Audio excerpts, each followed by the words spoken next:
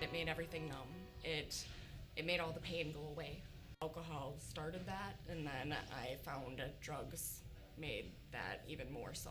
I was diagnosed with post-traumatic stress disorder when I was 13 and developed ulcers.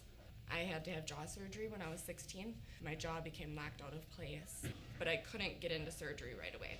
So it was about 9 months of being on a soft food diet and being in pain and taking narcotic pain medication, and that's what really spiraled me to end up with my drug of choice being pain medication, opiates. I moved out when I was 17. I did not graduate high school, and then went to treatment for the first time when I was 20. The first time I went to treatment, I still thought I could drink. I found out after going on a 3-month drinking binge that it still was a problem for me and caused me to relapse as well on pills. Then went into treatment the second time when I found out I was pregnant.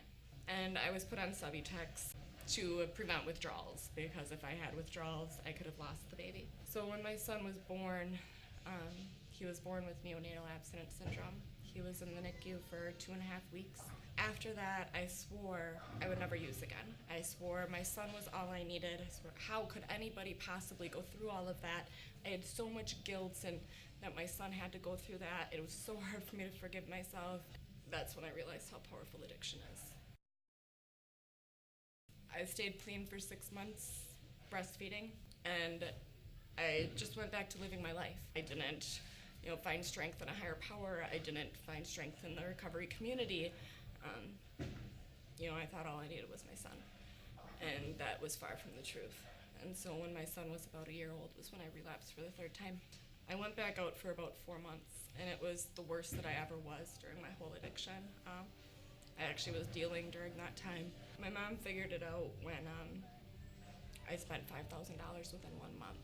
She gave me the ultimatum of go to treatment or lose your child. So I went to the Dewey Center. They did an assessment, told me it would be a 2-week wait. And so I went home and I went through withdrawal at home. Went into the Dewey Center, got on the Vivitrol shot, did partial hospitalization for 2.5 weeks, did the IOP program, continued with an individual counselor after that. I'm so grateful for my recovery, and I know that if I take it for granted or if I don't remember how much of a gift my recovery is when I'll slip. Now I chair meetings. I'm the treasurer for a meeting. I go to events like this. I talk to people almost every day in recovery and do whatever I can to help others and be of service. And if I don't keep my recovery my priority is when I'll slip, because the first thing I put in front of my recovery is the second thing that I'll